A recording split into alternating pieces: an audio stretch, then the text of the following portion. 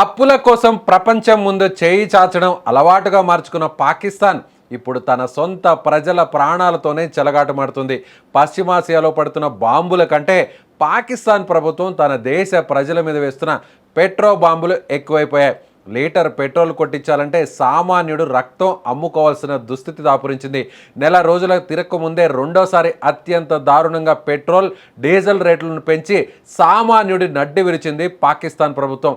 అల్లాడుతున్న ప్రజల ఆకలి కేకలు ఒక పక్క, చేతగాని ప్రభుత్వ నిర్ణయాలు మరో పక్క పాకిస్తాన్ ఇప్పుడు పాతాళంలోకి తోసేస్తున్నాయి. అసలు పాకిస్తాన్లో లీటర్ పెట్రోల్ రేట్ ఎంతో తెలిస్తే మీరు షాక్ అవుతారు.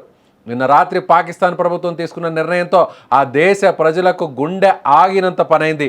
ఏకంగా డీజిల్ ధరను 55%, పెట్రోల్ ధరను 43% పెంచుతూ పాక్ ప్రభుత్వం ఆర్డర్స్ పాస్ చేసింది.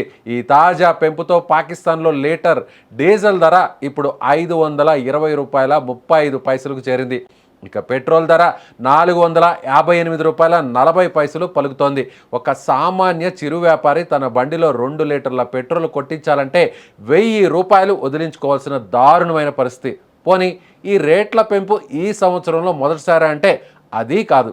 గత నెలలో ఇజ్రాయెల్ ఇరాన్ ఉద్రిక్తతల పేరు చెప్పి 20% వడ్డించింది పాకిస్తాన్ ప్రభుత్వం. ఇప్పుడు ఏకంగా సగానికి సగం రేట్లు పెంచేసింది. ఇంత దారుణంగా రేట్లు పెంచేసి ప్రజల ఉసురు పోసుకుంటున్న పాకిస్తాన్ ప్రభుత్వం చెబుతున్న రీజన్ ఏంటో తెలుసా? అమెరికా ఇరాన్ మధ్య యుద్ధం జరుగుతోంది, అంతర్జాతీయ మార్కెట్లో రేట్లు పెరిగాయి, అందుకే మేం పెంచక తప్పట్లేదు అంటూ పాక్ పెట్రోలియం శాఖ మంత్రి అలీ పర్వైజ్ మాలిక్ చాలా సింపుల్గా చేతులు దులుపుకున్నారు.